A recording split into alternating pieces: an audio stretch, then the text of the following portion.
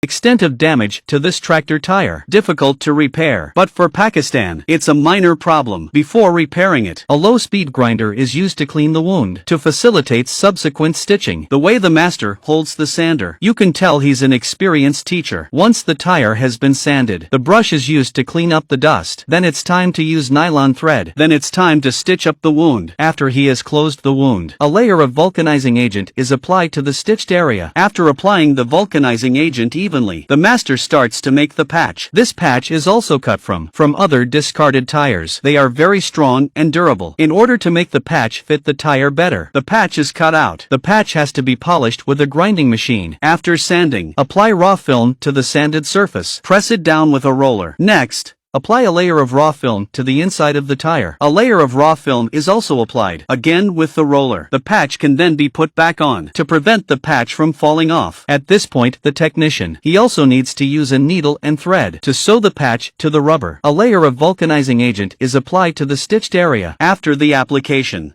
a round of raw film is applied, as the wound on the side of the tire is too thin. After one round of raw film, the technician needs to apply another round of patching. Then the patch is sewn to the tire with nylon thread. Then the patch is sewn together with nylon thread. Then he applies vulcanizing agent to both ends of the wound. Then the wound is filled with raw film. Pieces of raw film are applied in front of your eyes. Press it down with scissors, over and over again to keep it from sticking to the edges. After applying the raw film to the tire cut, then use a large patch. Apply it to the cut on the inside of the tire. Press it firmly with a roller. Then it's time to give it a high temperature cure, since there is no mold here. So before the high temperature curing, the master has to make a mold. The process of making this mold is also relatively simple. The master first places the tire on a wooden board. Then he uses mud to cover the edge of the tire wound. A frame is formed. The lime powder is then poured into the frame. After the lime powder has set, a tailor-made mold is created. Then we take it indoors. Prepare it for heating. Before heating,